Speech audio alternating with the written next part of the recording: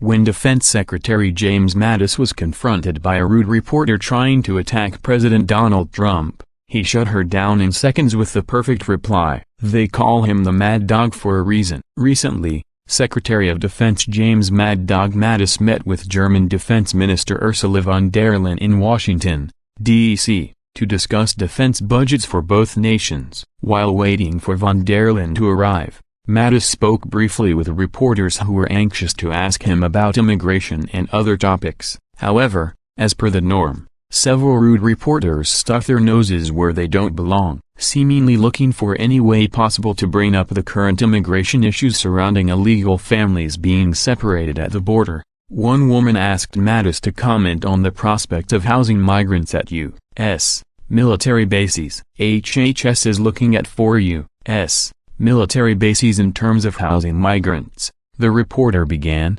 insinuating that the bases simply would not do in terms of housing illegal aliens. Mattis, sensing her thinly veiled disrespect, didn't even allow her to finish her thought. "We'll see what they come in with," he said. "We support DHS and right now this is their lead and we'll respond if requested." But the reporter just wouldn't let up. "But would you allow the U.S. military to house families or children on U.S. military bases?" she asked, clearly appalled that the Trump administration couldn't find any better accommodations for illegal aliens than our own military is given. At this, Mattis had clearly heard enough, unwilling to accept this nonsense from a reporter so obviously trying to push their own narrative and smear the Trump administration. He showed them all why his nickname is Mad Dog, namely, because he doesn't take any crap from anybody, least of all reporters. "We have housed refugees, we have housed people thrown out of their homes by earthquakes and hurricanes,"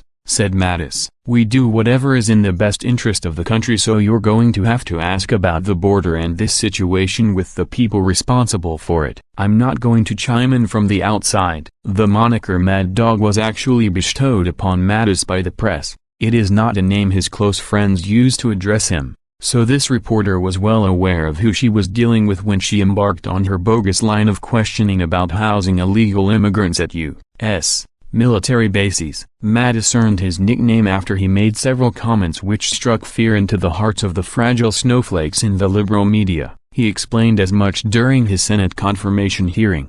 Retired Marine Gen. James Mattis addressed his Mad Dog nickname at his Senate confirmation hearing for Defense Secretary on Thursday. "That nickname was given to me by the press, and some of you may have experienced similar occasions with the press where perhaps they didn't get it quite right," Mattis said during his testimony. Mattis acquired the nickname Mad Dog, a moniker that is not used by people who know him, friends say, after he made comments such as "Be polite, be professional, but have a plan to kill everybody you meet, and a good soldier follows orders, but a true warrior wears his enemy's skin like a poncho." Source: CNN. Clearly, this is not a man you want to mess with. However, according to former Defense Secretary William Cohen, Mattis' courage is his greatest attribute, not his formidable reputation. "I want to say he has the nickname of Mad Dog. It's a misnomer. It should be Braveheart, because what really characterizes Jim Mattis is his courage,"